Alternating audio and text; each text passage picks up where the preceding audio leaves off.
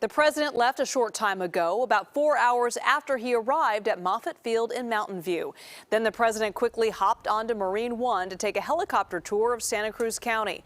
He got an aerial view of some of the areas that saw significant flooding in recent weeks. And the president landed then in Watsonville at the municipal airport in Santa Cruz County. Then it was off to Capitola, where Biden met with business owners and residents all impacted by those recent storms. And this is what he encountered. You can see all that debris still littering the beach and the pier above. During his visit, the president vowed that the federal government would be there to provide whatever support California needs during the recovery process. And unlike when we did the aerial tour of the fires, it's not as obvious from the air just how much damage has been done. But you don't feel it till you walk the streets or when you're able to walk. We know some of the destruction is going to take years to fully recover and rebuild. But we got to not just rebuild, we got to rebuild better. Many Capitola businesses are hoping the president's visit gets them much needed help and fast. Max Darrow spoke with the owner of one battered business that may be closed for months. Business owners here along the Esplanade in Capitola have a long road ahead of them. The damage here is extensive. I met with one business owner who spent time with President Biden today, who hopes the visit will bring much needed attention to this small coastal town.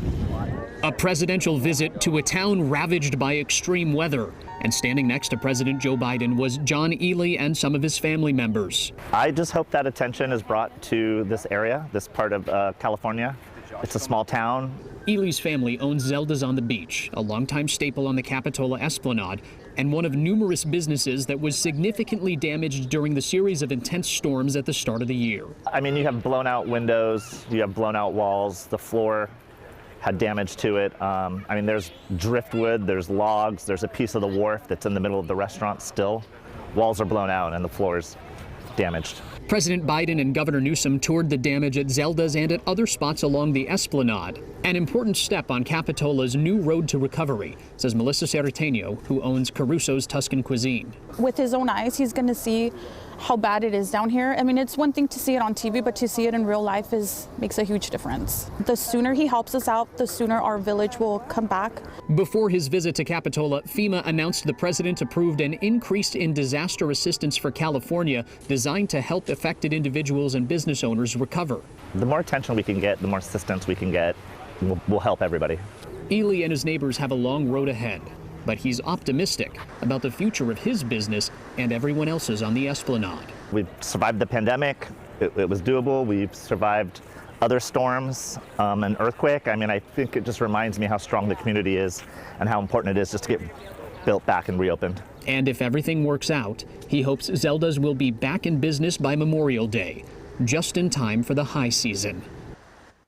And the California Republican Party responded to the president's visit today by blasting what they call the state's grossly inadequate water storage infrastructure and accusing Democrats of standing in the way of new projects. The chair released a statement saying in part, quote, "Despite historic rainfall, we're forced to watch precious gallons of water wash out into the ocean." While President Biden and Governor Newsom are together today, they should explain to Californians why they insist on wasting a resource that's so desperately needed across the state. And just hours ago, San Joaquin County was added to the major disaster declaration for California, allowing people there to apply for federal assistance.